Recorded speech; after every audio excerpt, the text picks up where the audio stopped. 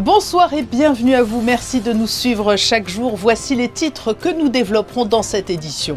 Week-end de Grand Prix à Monaco, Grand Prix électrique, le premier d'une série de 3 avec l'historique et la Formule 1 qui suivront. Il y avait beaucoup de monde aujourd'hui tout autour du port Hercule. Reportage à suivre et l'interview de celui qui s'est imposé, Mitch Evans. Du basket également dans ce journal. Les filles du MBA se sont inclinées en finale du trophée Coupe de France. Mais la Roca Team de son côté s'est relancée en remportant le deuxième match des playoffs d'Euroleague. Pour la SMFC, l'objectif c'est la Ligue des Champions et la deuxième place du classement de Ligue 1, mais les footballeurs monégasques auront sur leur route demain l'Olympique lyonnais. Notre invité sera l'aventurier Rémi Camus. Il a effectué la traversée à la nage entre Calvi et Monaco en juin de l'année dernière et aujourd'hui, les résultats des prélèvements effectués à cette occasion se révèlent alarmants. Il nous expliquera pourquoi. À l'Académie de danse Princesse Grace, c'est déjà l'heure des examens annuels. Et puis nous nous rendrons enfin aux États-Unis pour y retrouver notre correspondante sur place, Alexandra Pani, avec laquelle nous reviendrons sur le projet de la firme Venturi Astrolab qui a été retenu par la NASA et qui a été présenté cette semaine à l'Explorers Club à New York. Ambiance Grand Prix toute la journée à Monaco, comme un avant-goût du Grand Prix de Formule 1 qui se disputera à la fin du mois de mai. Le Grand Prix électrique a tenu toutes ses promesses aujourd'hui et vous avez pu le vivre en direct sur Monaco Info. Jaguar a réussi un doublé avec la victoire de Mitch Evans devant Nick Cassidy. Nous écoutons le vainqueur. A lot of relief, to be honest. I've been on the podium here loads, but just missed out on other occasions. So to finally get it done feels amazing, and obviously a Jaguar 1-2 as well. Monaco is the one we all want to win, and to get a team 1-2 is fantastic. So I'm just really happy for running the team. You know, it's also my first win of the season, so yeah, just extra special. So yeah, really happy for this result. This win's come at a really important time. I've not had the start that I wanted, and it's been quite frustrating. So look, there's still a long way. It's kind of a long way to go, but obviously not too long as well. So I really needed a big point tool, and luckily I had that today. Mitch Evans, vainqueur de l'e-prix de Monaco, était interrogé par Frédéric Elion, que vous retrouverez à 19h30 aux commandes des experts du Grand Prix électrique avec notre consultant Franck Phillips. Et s'il y a eu du beau spectacle sur le circuit, tout autour, les passionnés étaient également au rendez-vous avec beaucoup de monde aujourd'hui dans les rues de Monaco, des spectateurs qu'il faut nourrir mais aussi occuper entre les courses. Justin Adel, l'ambiance est au rendez-vous comme on peut le voir derrière vous. Tout à fait Patricia, comme vous l'avez dit, l'ambiance est au rendez-vous ici en Principauté pour lancer cette série des Grands Prix avec l'e-prix. Et pour les visiteurs, différentes animations sont mises en place un peu partout dans Monaco, comme par exemple Place d'Armes ou ici à l'Alliance Fan Village, où ils peuvent venir se restaurer, s'amuser, regarder aussi le Grand Prix pour certains. Bref, différentes animations et différents visiteurs que nous sommes allés rencontrer, le tout avec des images de Julien Laugier. Ils répondent présents. Au Fan Village, de nombreux spectateurs profitent du moment, pour beaucoup en famille ou entre amis. C'est parfait, une ambiance, le temps est beau, c'est familial. Là on est dans la fan zone avec les petits, tout est agréable, sympa, attractif. Voilà, on passe un très bon moment. Je me suis fait un maquillage. Ce qui est bien, c'est qu'il y a plusieurs activités, on peut tout faire. Il y a des ateliers et voilà. Et si ce moment permet de rassembler les individus entre eux autour d'une même passion, c'est aussi l'occasion de pratiquer, comme par exemple avec ces simulateurs de conduite. Je trouve que c'est amusant parce que tu as l'impression que c'est toi qui conduis une vraie voiture et que tu es comme un conducteur professionnel qui est dans une vraie course. Moi, je suis content d'être là parce que j'étais déjà venu 2 fois pour le Grand Prix de Monaco, mais les Formule 1. Et là, du coup, j'ai l'opportunité, je suis venu pour les formules électriques. Et je l'ai jamais vu, donc je trouve ça franchement très bien. Pour beaucoup, l'Alliance Fan Village est un lieu de restauration. Il permet surtout de profiter dans un cadre chill, en immersion dans le monde de l'e-prix. Mais attention, ce n'est pas le seul lieu en Principauté où des activités ont lieu. Par exemple, Place d'Armes. C'est ici que de nombreux curieux s'amassent autour d'une voiture exposée. C'est super plaisant de voir aussi autre que la Ferrari de base Formule 1. Quoi. Je suis surpris parce qu'elle ressemble étonnamment à une voiture de F1, avec des différences, mais enfin c'est marrant, c'est quelque chose de nouveau. Quoi qu'il en soit, l'ambiance reste festive un peu partout dans Monaco. Un début prometteur qui permet de lancer officiellement la saison des Grands Prix. Ouvrons un chapitre consacré au basket féminin et masculin avec des fortunes diverses.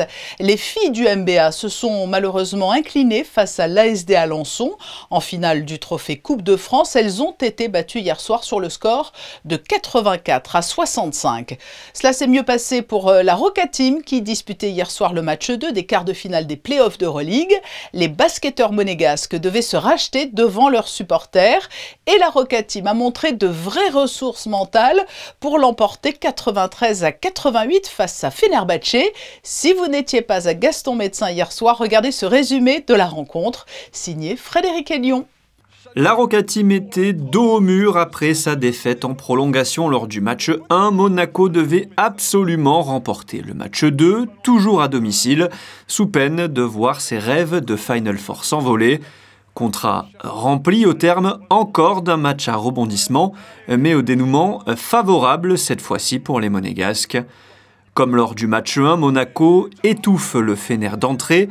Un début de match comme dans un rêve, 9-0 après 1 minute 30, puis 26-11 dans le sillage d'un énorme Motier Jounas. 10 points dans le premier quart-temps, 18 au total. Au buzzer, Will Buckin calme Gaston Médecin, 31-21 Monaco après 10 minutes. Ce tir à 3 points est le début d'une énorme averse côté turc. Le Fener termine la première mi-temps à 10 sur 17 longues distances. Une adresse folle qui justifie le statut de meilleure équipe d'Euroleague à 3 points d'Istanbuliote. Monaco est à plus 10, mais Will Buckin, encore lui, rentre avant la pause de très gros tirs. À la mi-temps, le Fener n'est plus qu'à moins 4, 54-50. Au retour des vestiaires, la deuxième gâchette de Fenerbahçe prend feu. Après Will Buckin, 23 points, Tyler Dorsey prend un énorme coup de chaud.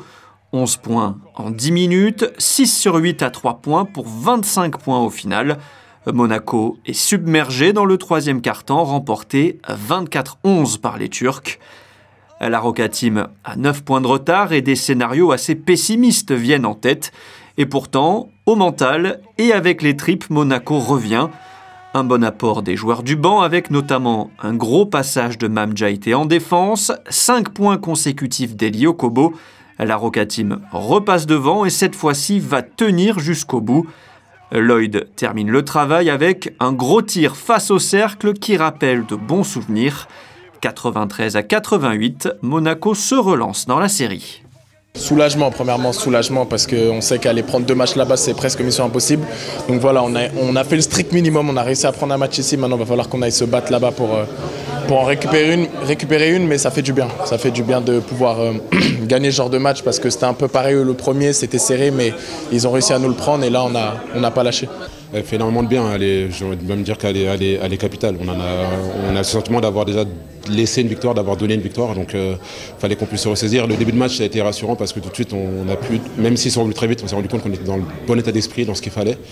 Et ce qui est bien, c'est qu'on montre qu'on a un groupe où tout le monde est prêt, tout le monde est mobilisé, peu importe. Ouais, conquérant. Là, le but, c'est d'essayer de récupérer l'avantage du terrain et si on est fou d'aller prendre 2 matchs là-bas.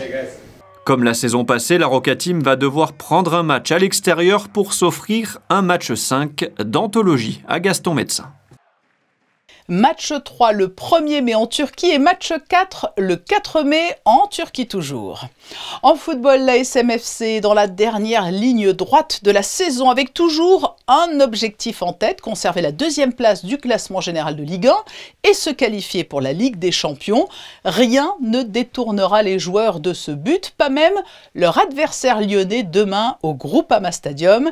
C'est ce qu'ont confié Youssouf Fofana et Adi Hutter lors de la conférence de presse d'avant-match. We are really focused. My job is, I'm in charge to stay focused with the team, to respect every opponent, and yeah, I said our huge goal is to qualify for Champions League. Now it's our goal is to finish the season on the 2nd place. This is my aim. It's our aim of the club, and also for the players. And we didn't achieve anything, so this is for me the most important thing: to stay focused, to stay unbeaten, and on Sunday for sure, Lyon, they want to beat us at home for their spectators, and we want to continue also our results away. After 15 away games, we have 31 points. It's a lot. But our goal is to have after this game 34 points. But we know for that we need a really, really good performance. Tant que mathématiquement on n'est pas deuxième, on n'arrêtera pas quoi. On vous dira pas qu'on est bien ou ce qu'on fait c'est bien en ce moment. On s'arrêtera pas parce que les 3 premiers mois de Ligue 1 on était bien aussi. On aurait pu en parler, mais après il s'est passé ce qui s'est passé. Donc on n'ira pas plus loin. Il est ce que l'on appelle un aventurier, avide d'exploits sportifs, mais pour servir la bonne cause et porter un message en faveur de l'environnement, Rémi Camus a effectué l'an passé la traversée à la nage entre Calvi et Monaco. Des analyses scientifiques ont été menées en parallèle. Leur résultat vient d'être révélé et il fait froid dans le dos. Bonsoir Rémi Camus. Bonsoir. C'était il y a presque un an, cette épopée à la nage de Calvi à Monaco. Pourquoi tout d'abord avoir choisi ce terrain de jeu, ou plutôt terrain de recherche aussi, devrais-je dire? En 2018, j'ai fait le Tour de France à la nage, de Dunkerque à Monaco. Et en fait, on se rend compte que la partie méditerranéenne est relativement polluée avec des déchets visuels à la surface et au fond de l'eau. Et puis pour moi, c'était encore une fois une façon d'alerter sur une autre thématique. Et puis j'avais beaucoup apprécié l'accueil que j'avais eu à Monaco, et puis en même temps tout ce qu'on peut voir au niveau de la principauté sur l'engagement du prince, sur l'environnement, sur la partie préservation du milieu marin. Donc pour moi, c'était logique de refaire quelque chose à cet endroit-là. Et puis partir de Calvi, qu'on appelle la Corse, l'île de beauté, eh bien je voulais montrer l'envers du décor, la beauté des choses et la fragilité qu'on pouvait retrouver sur la mer Méditerranée. Donc c'était vraiment l'objectif, c'était ça, c'était de montrer qu'on a de belles choses, mais qu'il faut en prendre soin. Oui, et vous êtes donc parvenu avec l'équipe scientifique qui vous accompagnait à cette découverte alarmante. Alors on avait au tout début imaginé un projet, effectivement, de pouvoir collecter de l'information sur une éventuelle pollution. Moi, j'avais déjà vu en 2018 une pollution qui était importante visuellement, donc des déchets à la surface, des petits morceaux de plastique, etc. Mais je ne pouvais pas voir tout ce qui est invisible à l'œil nu. Donc, en discutant avec le laboratoire Wessling, ils m'ont dit, nous, on peut pousser le bouchon et essayer d'analyser eh bien, ce qu'on ne voit pas. Et c'est là où ils m'ont parlé de ces fameux PFAS et ils m'ont dit, on pourra très bien imaginer de faire du prélèvement de l'eau entre Calvi et Monaco pour essayer d'étudier les PFAS qu'on peut retrouver dans l'eau. Ils ne sont pas visibles et ils ne sont pas palpables, hein? Pas du tout. On les voit pas du tout, on les ressent pas du tout. Après, c'est une chaîne qui a été créée par l'homme, qui est donc du carbone et du fluor, quelque chose qui est presque impossible à construire en pleine nature et donc très difficile à détruire, à part juste de l'incinération. Et donc, ça a été pour moi quelque chose d'assez novateur de venir essayer de faire ces tests en pleine mer parce que je ne savais pas du tout à quoi m'attendre et les résultats ont été assez surprenants parce qu'on n'imaginait pas ressortir autant de PFAS dans une si quantité de coussins de cheveux. Oui, alors comment travaillent vos équipes? Avec des coussins de cheveux, pourquoi? La particularité du cheveu, c'est que c'est une matière qu'on retrouve très facilement sur Terre. Tout le monde a des cheveux, enfin presque tout le monde. Et l'objectif, c'était de pouvoir essayer de capter avec ces coussins de cheveux les substances, les polluants internels, ce qu'on ne voit pas. Et le cheveu a une particularité, c'est qu'il absorbe très facilement les choses et les capte à l'intérieur. Le coussin de cheveux qu'on a immergé à l'aller, eh bien, on a sorti du zinc. Donc, on pense qu'on est passé à travers une nappe d'hydrocarbures, quelque chose comme ça, pas visible à l'œil nu.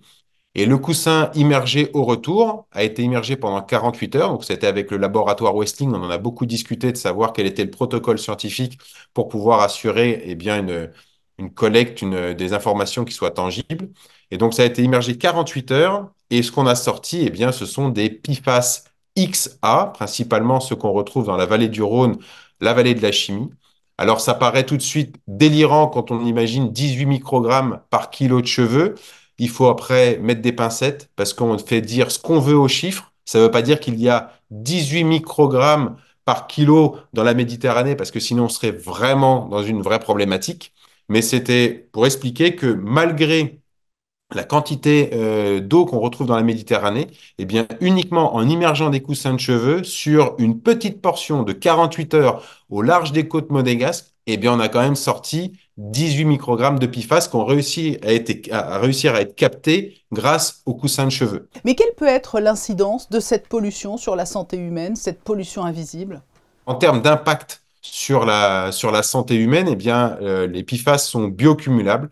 Donc, ça veut dire qu'ils rentrent facilement dans l'organisme. Ils sont attirés par la graisse, par le gras. Donc, une fois que c'est logé à l'intérieur, ça ne peut plus sortir. Et c'est passé enfin, pas toutes les PFAS, parce qu'il en existe plus de 4000 sortes de molécules, mais une ou deux molécules sont passées en tant que cancérigènes en décembre 2023. Donc, on est juste au tout début des découvertes de ce qu'on est en train de voir comme problématique avec les PFAS. Et ça me fait penser un petit peu ce qu'il y avait, notamment avec l'amiante, il y a presque une centaine d'années qu'on a mis en place, qui était extrêmement intéressante pour plein de raisons. Et puis, à un moment donné, on s'est rendu compte que c'était peut-être pas si miraculeux que ça. Et fort de ce constat scientifique, les recherches vont donc continuer. Et pour vous, maintenant, quelle est la suite?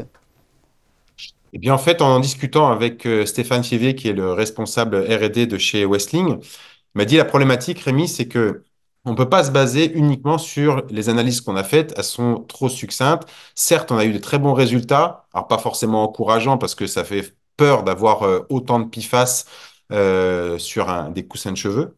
En revanche, il m'a dit on pourrait essayer de voir la provenance de ces PFAS. Vu qu'on sait qu'ils viennent de la vallée du Rhône, parce que c'est un PFAS qui est beaucoup utilisé dans la vallée de la chimie, dans l'industrie textile, aéronautique, etc., et que beaucoup d'entreprises l'utilisent dans la vallée du Rhône, eh bien, l'objectif, ça va être prochainement de faire une descente du Rhône, de la source à l'embouchure, pour pouvoir cartographier les PFAS et comprendre son évolution du début jusqu'à la fin en faisant des prélèvements. Et pourquoi pas par la suite, vu que le laboratoire Westling a déjà développé une petite partie de recherche par rapport à ça, eh bien, on est en train de voir pour mettre en place un démonstrateur à l'échelle 1-1 qui permet de faire une filtration de ces PFAS, parce que je l'expliquais au tout début, on sait comment les détruire en les incinérant, mais pour les incinérer, il faut les attraper. Voilà, donc ce n'est que le début. Merci Rémi Camus d'avoir été notre invité pour nous révéler les résultats de cette étude menée en parallèle de votre traversée à la nage entre Calvi et Monaco. Merci beaucoup. 38 367, c'est le chiffre du jour et il correspond au nombre d'habitants de Monaco au 31 décembre 2023. L'INSEE vient de publier les premiers résultats du recensement 2023. Il y a notamment un peu plus de 64% de résidents étrangers majeurs, 23,9% de monégasques et 8% de résidents étrangers scolarisés âgés de 3 à 17 ans. C'est déjà l'heure des examens de fin d'année à l'Académie de danse Princesse Grace. Les élèves ont donné le meilleur d'eux-mêmes aujourd'hui, comme vous allez pouvoir le découvrir dans ce reportage de José Sacré et Thomas Deus. À l'atelier des ballets de Monte-Carlo, il y avait examen ce samedi 27 avril. Examen pour les 46 élèves répartis dans les 6 classes de l'Académie de danse Princesse Grace. Alors aujourd'hui, c'est une journée où les élèves nous montrent un petit peu le travail d'un an, les professeurs aussi d'ailleurs, vu que c'est leur travail. C'est important parce que c'est une façon de voir chaque élève un par an, de comment ils gèrent leur stress dans 3 variations différentes, une variation classique, du répertoire classique, une variation de contemporain, une variation de composition, une variation qu'eux-mêmes ont créée sur eux. C'est important parce que bon, notre métier, dans le métier de danseur, c'est savoir gérer le stress, c'est savoir rentrer sur scène et arriver à exciter un public, arriver à faire parler d'eux. Et aujourd'hui, on va voir dans une sorte de spectacle, à la fin de compte, c'est une sorte de spectacle avec un jury international, avec des gens comme Jean-Christophe Maillot, directeur chorégraphe des Ballets de Monte-Carlo, Sylviane Béard, qui était directrice à Berlin, il y a un premier danseur de l'Opéra de Paris qui vient aussi en tant que jury. Ces gens-là vont nous aider aussi à nous, à moi et aux professeurs, de comprendre comment eux voient chaque élève, et ça nous donne la possibilité aussi de gérer notre travail et de faire en sorte que les élèves qui sont peut-être plus en détresse vont être encore mieux aidés par nous. C'est toujours, il y a une sanction, ou ça marche pas. Alors il y a des sanctions là? Alors disons, c'est comme quelqu'un qui va chez le docteur régulièrement pour voir, et le jour de l'examen, il a quand même vu le docteur très souvent, alors il n'a pas peur de découvrir quelque chose de bizarre. Les élèves sont examinés entre guillemets chaque jour, parce qu'en fait c'est dans leur travail, avec un professeur. Aujourd'hui, c'est pas où ça passe ou ça casse. Aujourd'hui, c'est juste de voir un petit peu dans un moment de stress comment ils vont réagir. Alors c'est plutôt examen cadeau, je dirais. De leur part, c'est un cadeau vers nous. De notre part, c'est un examen propre qu'on se fait vers nous-mêmes pour voir si la direction qu'on a choisie avec eux, c'était la bonne, ou alors s'il faut prendre d'autres petites routes pour les aider encore mieux à faire une carrière. Les résultats de ces examens seront publiés la semaine prochaine. On l'a appris au début du mois, Venturi Astrolab, société partenaire de l'entreprise monégasque Venturi, a été retenue par la NASA pour le développement d'un véhicule lunaire. Ce projet a été présenté cette semaine à New York, une présentation à laquelle vous avez assisté, Alexandra Pani. Bonsoir à vous. Oui, c'est auprès des membres du prestigieux Explorers Club que cette présentation a eu lieu à l'occasion de leur gala annuel, un événement qui s'est déroulé en présence de nombreuses personnalités du milieu spatial. Je vous propose de regarder le reportage pour en savoir plus. L'Explorers Club fêtait son 120e anniversaire. Ce club privé a vu le jour en 1904 à New York et a pour vocation de promouvoir les explorations scientifiques, marines, terrestres mais aussi spatiales. Et c'était justement la conquête spatiale qui était la vedette de cette réception cette année. Venturi Astrolab qui vient tout juste de remporter l'un des contrats avec la NASA pour la construction du futur véhicule lunaire dans le cadre du programme Artemis, était naturellement mise à l'honneur lors de ce gala. Bien sûr, c'est Venturi Astrolab, la société américaine, mais il y a derrière tout ça Venturi à Monaco, qui a bâti tout ce projet. En Suisse, pour les pneus qui ont fait un malheur à la NASA. On a ouvert à Toulouse. Et on a aussi à Columbus, au Ohio, un bureau. On est partout. Il a séduit les invités qui se sont prêtés au jeu de la simulation de conduite sur la Lune.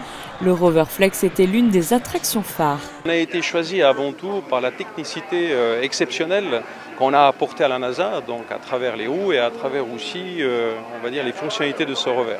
Ce rover est caractérisé par la polyvalence et en fait la modularité. Il est capable de transporter 2 astronautes, je dirais même pour certaines versions capable de transporter 4 astronautes. Même avec ses fonctions de changement de garde au sol, ça veut dire qu'il peut changer sa hauteur très facilement. Il peut transporter un astronaute blessé. Donc il y a un système ici qui a été développé, bien apprécié par la NASA, qui permet de transporter facilement les astronautes. Et l'autre caractéristique, c'est un pilotage autonome depuis la Terre, depuis autour de la Lune aussi, de telle façon à réaliser sans les astronautes des expériences scientifiques. Il est le plus jeune homme à ce jour à avoir marché sur la Lune. Il faisait partie de la mission Apollo 16. Charles Duke a pu découvrir ce jour-là la nouvelle génération de véhicules lunaires. One behind us is really big, and standing up on that thing is going to be a real challenge, I think. And but I'd love to see it demonstrated how it's going to work. Our systems were a lot simpler than the systems in the spacecraft today, and so today they're more automated. You just punch the screen, whereas we actually flipped switches and actually flew the vehicle. And my commander, John Young, from about 500 feet above the moon, he was fully manual control, like flying a helicopter. So we had that confidence, and I had his confidence in his ability, and he did a tremendous job. We landed dead level. Cette présentation s'est poursuivie le lendemain au sein de l'Explorers Club, où le fondateur et PDG d'Astrolab a pu préciser les nombreuses ambitions du Rover Flex. L'objectif à long terme étant de pouvoir établir une présence humaine sur la Lune, selon Jared Matthews. On connaît le nom d'ores et déjà de l'une des lauréates du palmarès du 63e Festival de télévision de Monte-Carlo. La comédienne Simone Ashley recevra la Nymphe d'or du meilleur espoir international. Son visage ne vous est certainement pas inconnu si vous êtes fan de séries et plus particulièrement de la chronique de Bridgerton ou de Sex Education. Ce journal ne serait pas tout à fait complet sans les prévisions météo. À quoi peut-on s'attendre demain dimanche, Justin Hadel ? Bonsoir Patricia, un dimanche nuageux vous attend en principauté. De la pluie est attendue en fin de nuit, avec une journée où le soleil aura du mal à pointer le bout de son nez. Attention aussi au vent, une vingtaine de km/h sont prévus tout au long de la journée. Malgré tout, les températures seront au rendez-vous, il fera lourd, car oui, même sans le soleil, on attend 14 à 19 degrés. La température de l'eau, elle, reste à 16. Le soleil se lèvera à 6h25 et tirera sa révérence à 20h31. Valérie, demain, c'est votre jour. Merci Justin. Pour refermer ce journal, une série de photos signée Frédéric Desbinger qui a vécu de l'intérieur le Grand Prix électrique aujourd'hui. Je vous donne rendez-vous demain, dimanche à 18h30 sur Monaco Info pour un nouveau journal. Très belle soirée.